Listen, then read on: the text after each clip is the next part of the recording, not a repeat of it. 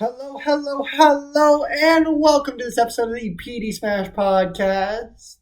Today we have a great one for you. We're going back minimalist, and we're going straight into the episode with our first topic being the Ben Simmons debacle. Now, I touched on this a little bit in my last episode when I talked about John Wall for Ben Simmons, but not only has the situation evolved, I haven't really given my entire take on it. So, really, just all in all, Ben Simmons has handled the situation with the Philadelphia 76ers really poorly. And I mean, really poorly. Now, I'm not saying that in the end it won't all work out for him, but as of right now, this situation is a disaster for Ben Simmons. And for multiple reasons. One, I don't believe that the 76ers would be that opposed to trading Ben Simmons if we rewind back to at the end of this year. If Ben Simmons was just like, hey guys, I don't think this is working out. I don't think I fit with Joel Embiid. The coaching staff doesn't trust me. I think we just need to have an amicable split and I need to be traded. If that happened, I think the 76ers would have been like, nice, yes, that is something we will do. We will look around in the offseason and we will try to find the adequate trade for you. But that's not what happened. Ben Simmons decided that he was going to cut off all contact with the organization. He wasn't going to take calls from even other players, even the best player on the team in Joel Embiid. He just straight up was like, nope, I'm done. And that's not a way you handle a situation in a business like atmosphere, like an organization of a basketball team in your contract. You're getting paid millions of dollars to play the sport, and you need to be cordial. You need to make sure that you are talking the way you're supposed to be talking, and you're honestly just being your best self from day to day. And that's not what Ben Simmons did. And now, not only did that hurt his trade value, because who wants a player that is not only refuses to improve offensively, but also is a diva off the court? And that diva status really does hurt you. If you look at Jimmy Butler, it took him 4 teams to dispel a narrative of divahood that he didn't even really earn, to be completely honest. He just wanted people to work hard around him, and he wasn't even really that much of a diva. Whereas Ben Simmons is going full on diva mode right now. Like, full on diva mode. And that is going to hurt. And I mean, hurt his stock and hurt his standing in the league moving forward. I don't see a way, unless it's 5 to 6 years down the road, where he gets back to what he was during the regular season this year, where he was probably top 25 player in the league in most people's eyes. I don't see him cracking that until he improves drastically offensively. Even if that's not fair, playoffs are always going to be held against you. And no matter where he's traded, that team is going to be less successful, most likely. And if that's the case, he's not going to be able to get a fair shake in the playoffs. And the reason they lost that Hawks series in large part was because of him. Yes, there were other factors. Doc Rivers did not do the best job coaching. The supporting cast kind of melted down. Joel Embiid didn't have the best series ever. Yes, he had a lot of points, but he did turn the ball over. But at the end of the day, you're the second star. You can't be putting up 4 points. You can't be shooting 0 from the free throw line. You can't be attempting 1 field goal in the second half. That just can't happen. And because of that, they lost the series. And it really is mostly on him for that. All in all, you really cannot do what Ben Simmons did and then just gripe about it. The team did not fail him. The team was championship quality. He failed his team. And that's where the big difference lies in. Like, I'm okay with LeBron's decision in 2012. I'm okay with Anthony Davis wanting out. I'm okay with Paul George wanting out.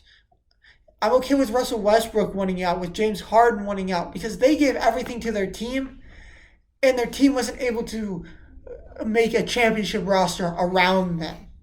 Whereas Ben Simmons, that was the case, and he just didn't deliver. they had two rosters where you could be like, yep, that was championship level. The one where they had Ben Simmons, Joel Embiid, Tobias Harris, Jimmy Butler, and JJ Redick. That roster. And then the one this year with all the people they had, the defensive juggernaut that team was. And Ben Simmons failed. They could have made the finals easily. They could have won easily. But that's not what happened because they didn't make it so. Ben Simmons didn't will it so. He's acting as if he's this superstar player and he's not. And that's really going to hurt him moving forward. Speaking of things that hurt, we're going to talk about what hurt the Giants on Thursday night. And that, my friend, was mistakes. You had dropped passes left and right, false starts, holdings, offsides that killed the Giants.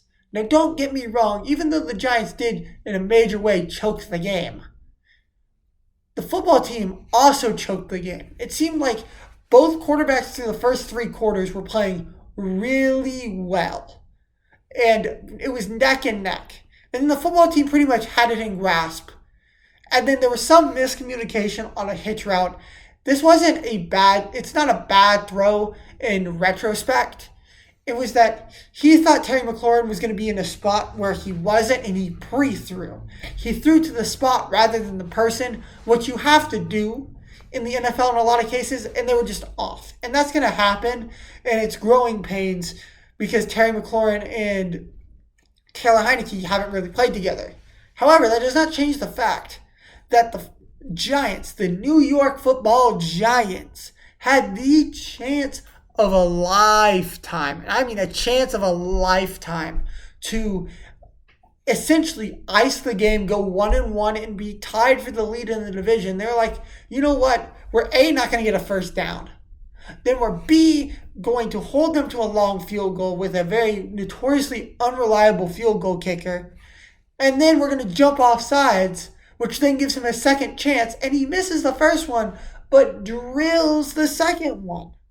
That's crazy. That's insane to me. I can't believe the Giants did that, especially with a head coach that's supposed to be a special teamer. He's supposed to be a special teams guy through and through. And, well, just didn't really happen. Special teams was lacking.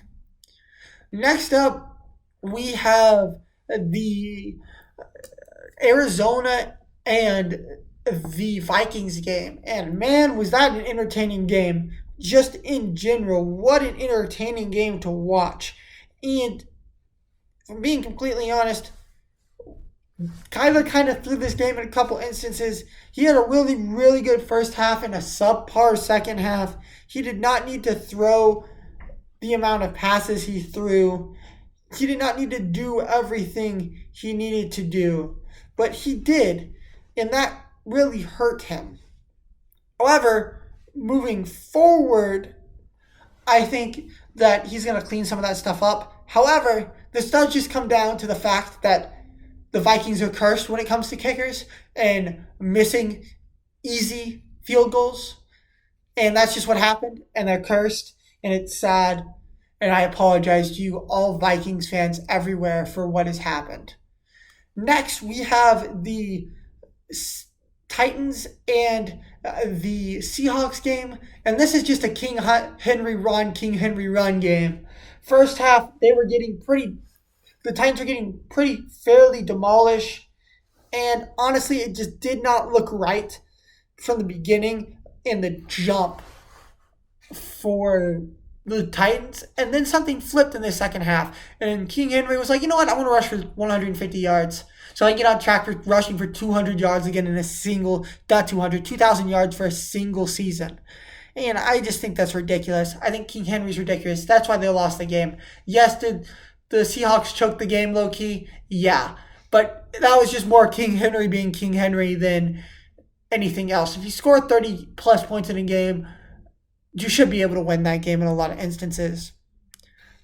Next up, we have the great, and I mean a great, Sunday night matchup between the Kansas City Chiefs and the Baltimore Ravens. It looked like Kansas City was going to run, and I mean absolutely sprint away with this.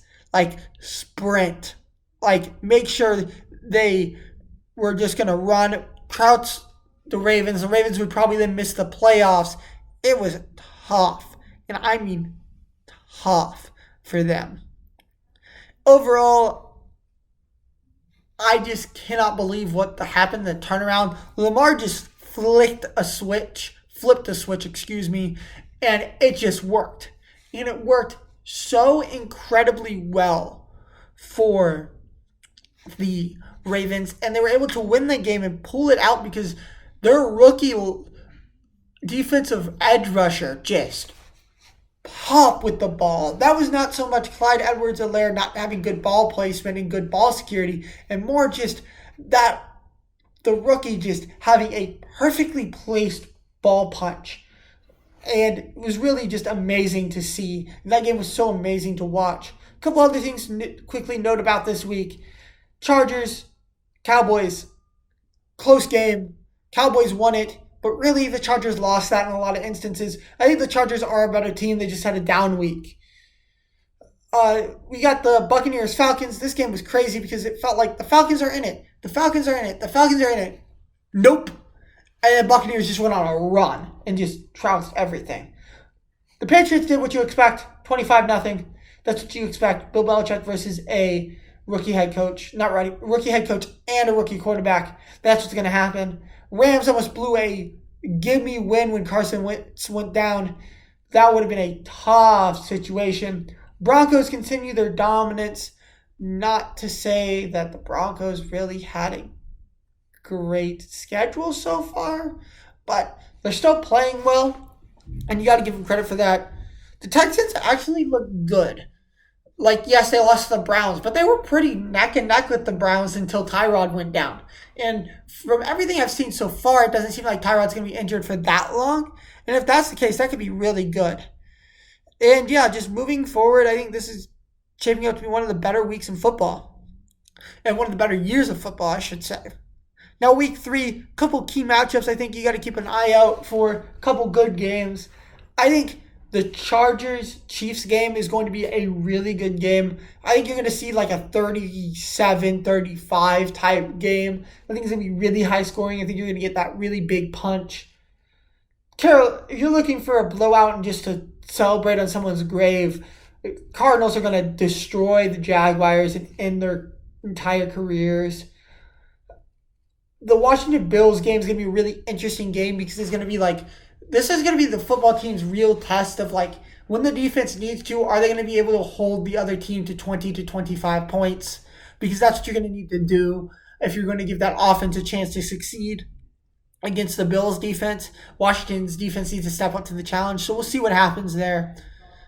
The Colts-Titans, we'll see what happens with Carson Wentz. I doubt he plays next week, so I think Titans probably win that pretty handedly.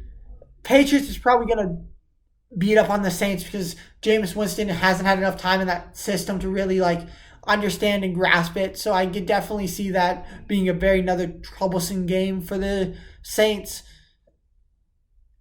The Ravens are, again, if you want to see someone trounce on someone else's grave and like just dance all over it, Ravens, great game.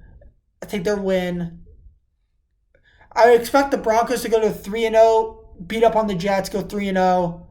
You got the Raiders, Dolphins. I think the Dolphins, as long as Tua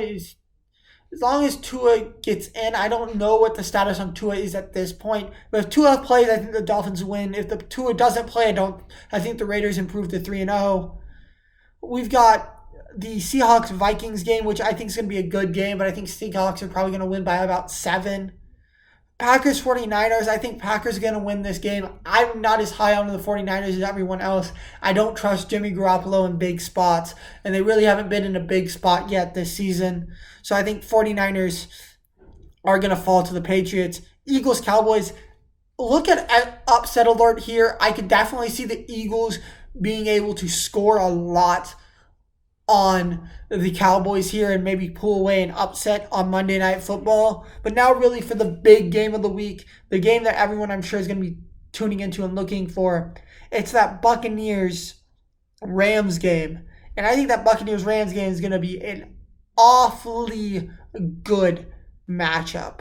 I think that's going to be an amazing matchup to watch and just an amazing matchup in general.